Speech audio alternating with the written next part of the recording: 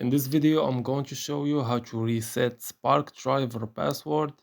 This is a quick and easy process, as you can see. You can reset your password anytime by following these instructions step by step. First thing you need to do is to sign out of your Spark driver app. Then just go ahead, type in Spark driver login, and then just click on forget password.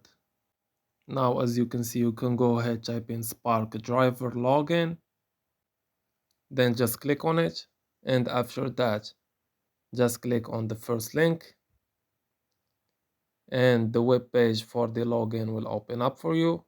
Just go ahead, click on forgot password, and after that just type in your username here, for example John Doe, as you can see.